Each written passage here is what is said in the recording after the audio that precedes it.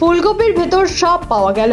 মালদা জলজলিয়া বাজার থেকে ফুলকপি কিনে ফ্রিজে রাখার পর রান্নার সময় স্ত্রী ফুলকপি কাটতে গিয়ে দেখেন ভিতরে পেঁচিয়ে রয়েছে একটি সাপ। আতঙ্ক ছড়ায় পরিবারে। মালিক রাজু রায় সাপটিকে পরে জঙ্গলে ছেড়ে দেন। গত রবিবার এই 10টা সোয়া 10টা নাগাদ ঝলঝলিয়া মার্কেটে যাই বাজার করতে।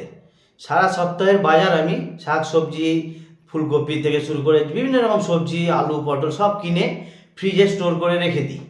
তো আমি বাজার থেকে এসে প্রতিদিন প্রতি রোববারের মতো এবারও সেই সবজিগুলো ফ্রিজের যে বাক্সটা থাকে নিচে, সেই নিচের বাক্সে সব কিছু রেখে দিই।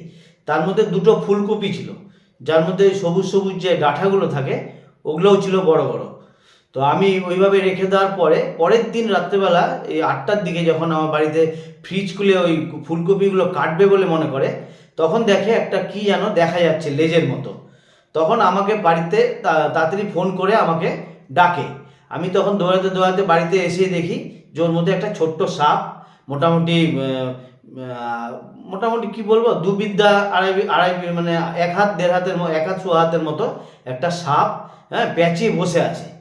তখন আমি সেটাকে তাড়াতাড়ি করে নিয়ে গিয়ে বাইরে নিয়ে যাই, ওটা বাক্সটা সহ, এবং বাইরে নিয়ে গিয়ে সবজিগুলো বের করে সেই সাপটাকে দূরে গিয়ে ফেলে আসি।